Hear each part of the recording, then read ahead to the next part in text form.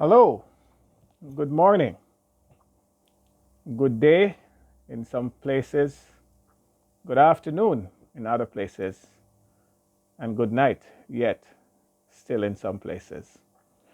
Wherever you are, whenever you listen to this video, greetings to you. As we approach the future, it is critically important that we learn from the past. Our past always help to shape our future. It is widely accepted that those who forget their past is likely to have a very indifferent future. The great Marcus Garvey is remembered to have said that those who forgot their past are like trees without roots. So it is very important that our past shape our future. While this is true generally, it is even more true for Black people.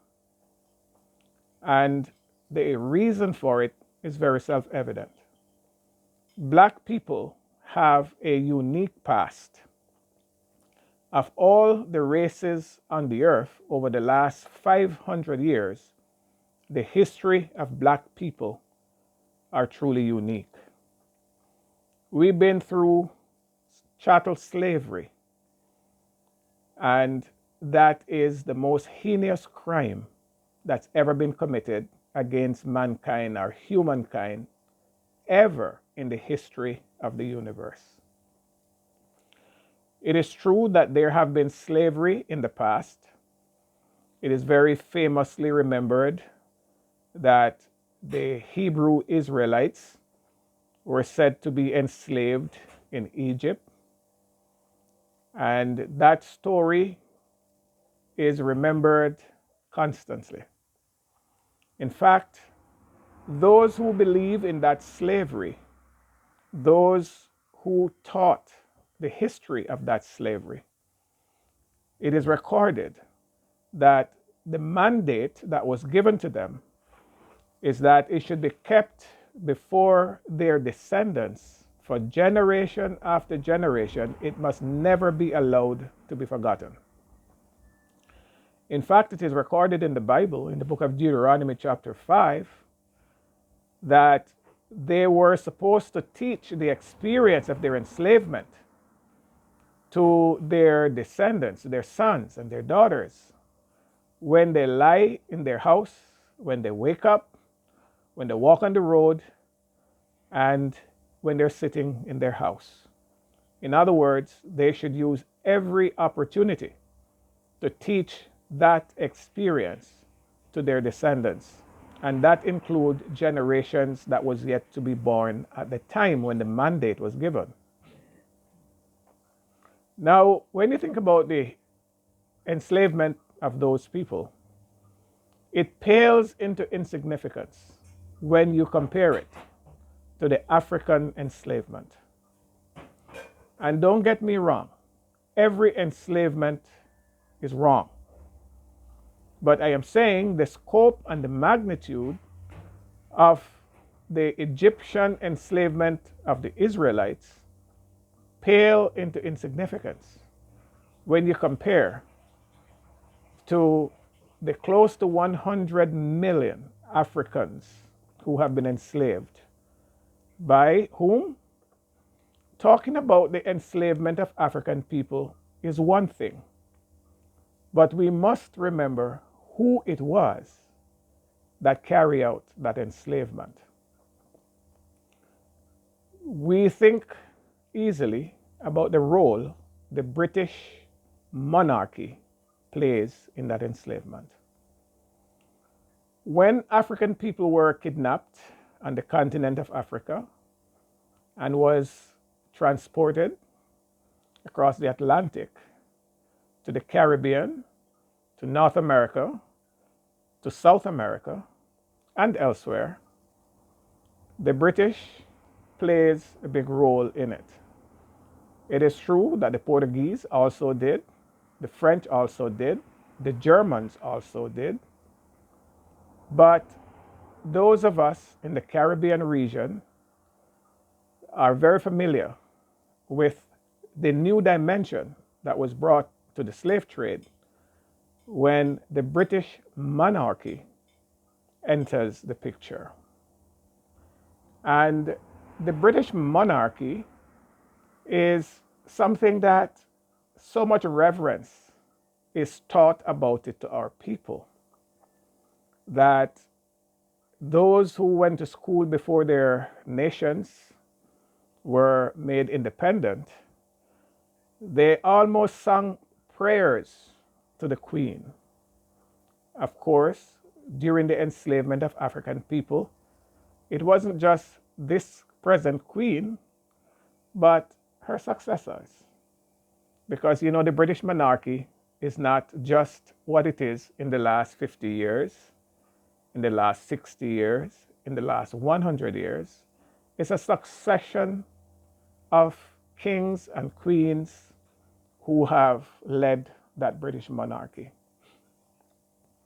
But reflecting on the year 1627, when the first set of enslaved Africans landed in Barbados, the British monarchy then began to run what can legally and easily be described as a criminal enterprise.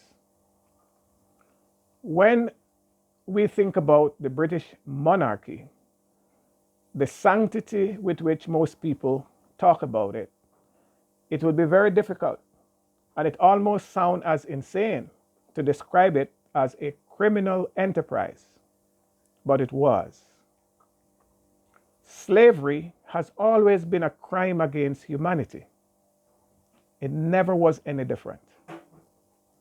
The United Nations have now proclaimed that. But it wasn't only true since their proclamation.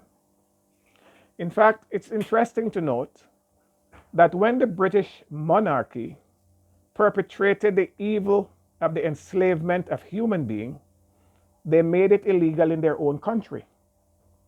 So it was legal outside their jurisdiction, under their jurisdiction, but it was illegal in their country. And that is the easiest reason why we can conclude that the slave trade run by the British monarchy was a criminal enterprise. But it's interesting to note that that criminal enterprise has created many subsidiaries to help them execute the criminal enterprise known as slavery. The Anglican Church, to which many of our African brothers and sisters are members, is a subsidiary of that criminal enterprise. Or should I say was, because the Church of England was very much in the vanguard of doing all it could to create the kind of slaves that would not rebel, that would be obedient, that would accept servitude. The Anglican Church did just that. So the Anglican Church can rightly be described as a subsidiary of the criminal enterprise that perpetrated the acts of enslavement. Many years after, if you follow the money, which today it is called dirty money or money laundering, it was always so. Every cent, the trillions and hundreds of trillions and thousands of trillions of dollars that is earned from slavery was dirty money, was money laundering. So the British Empire was created by money laundering. And it was the criminal enterprise that was responsible for that money laundering. And if you follow the money, as I've said before, you will see that those monies are responsible for the establishment of institutions like the IMF and the World Bank. These also are subsidiaries of the criminal enterprise that slavery was. And so all the money these institutions have, or started out with, and continue to accrue, came on the backs of enslaved people, our ancestors. And these institutions, as subsidiaries of the criminal enterprise, are now used to ensure that black people face the most arduous and difficult pathway to achieving a sustainable life. The IMF, the World Bank, continue to unfair poor governments. And they were designed to do just that. Under the guise that they're helping, they're using money that were ill-gotten gains to lend to countries at high interest rates. And in order to be qualified, you have to go through austerity measures, laying off of people, cutting back the funds for education, for healthcare, for public transportation. Literally, to benefit, you have to be walking backwards, not forward. And you can understand why they do that. Because they are subsidiaries of a criminal enterprise. Of course, the IMF and the World Bank are not owned by the British monarchy. Don't ever get the impression I'm saying that. They might be shareholders. But the many nations that own them, you see who they are. Check the records and see who they are. And see that they are those very countries that benefited from slave ownership. So all of those governments ran criminal enterprises, talking about France, talking about Germany. You talk about all of those countries. They run criminal enterprises.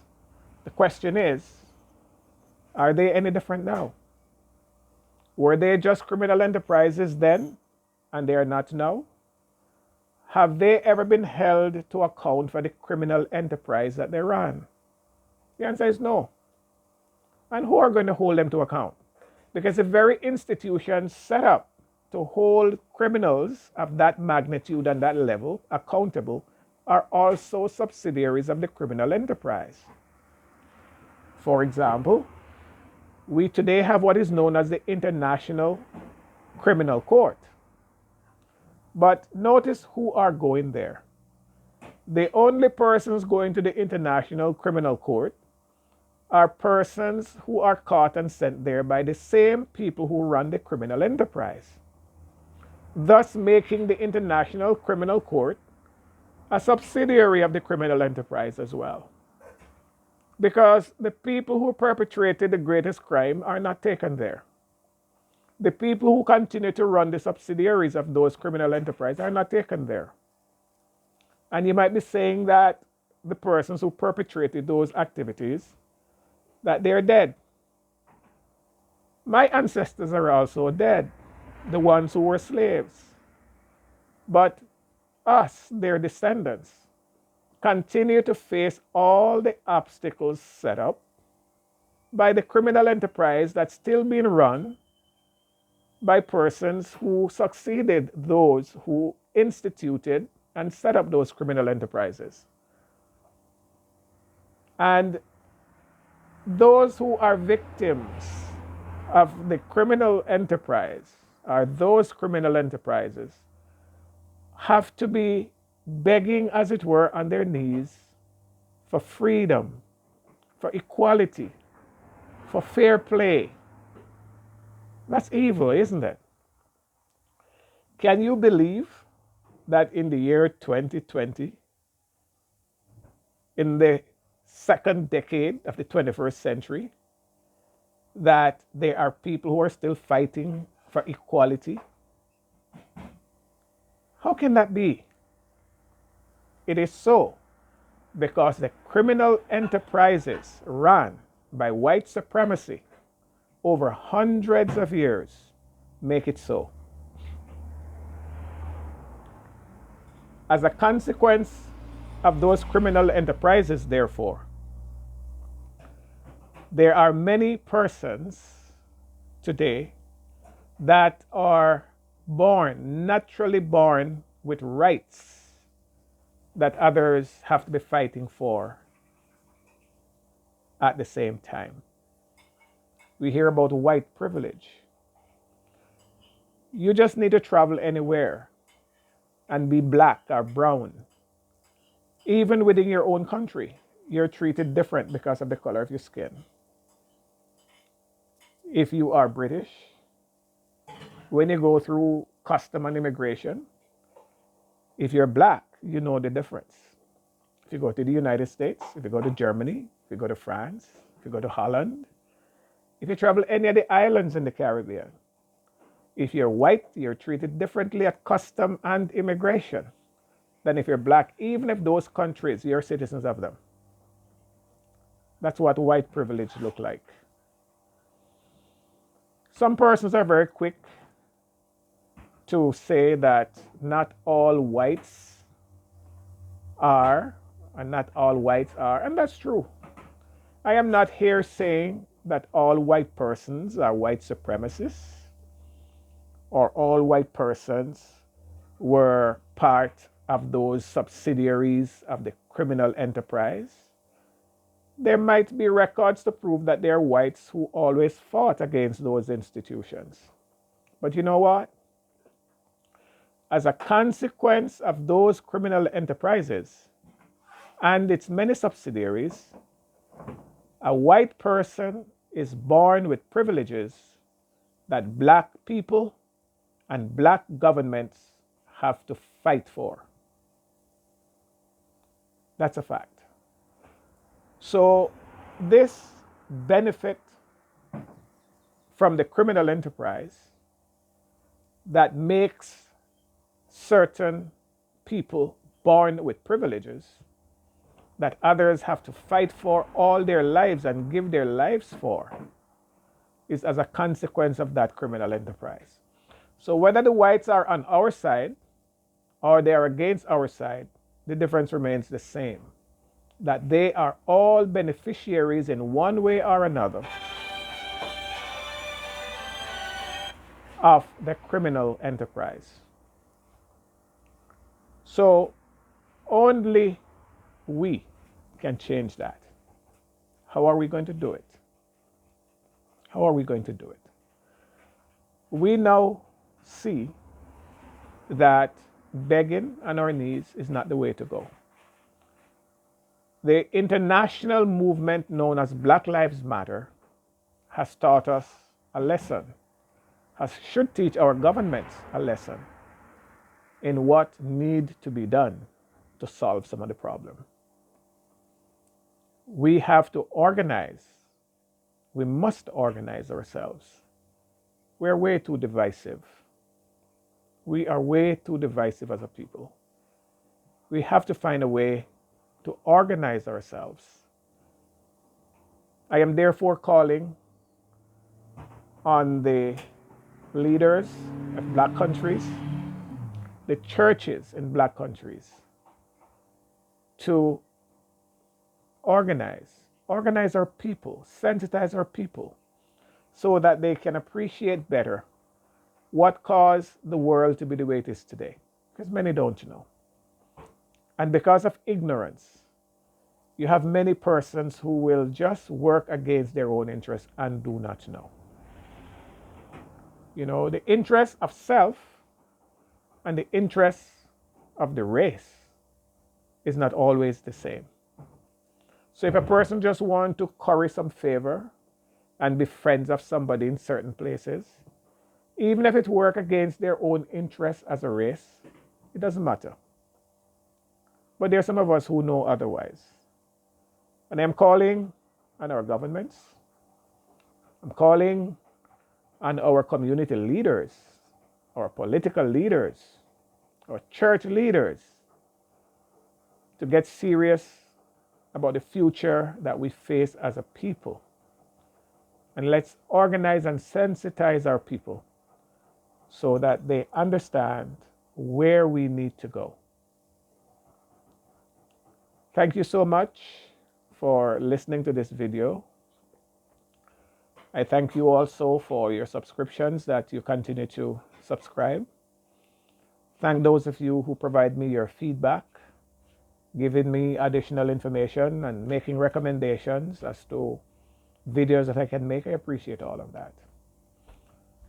So in conclusion, let me encourage you to hit the like button, share this information with those whom you think can benefit from it. And we look forward very shortly to be in touch with you again via another video. So long.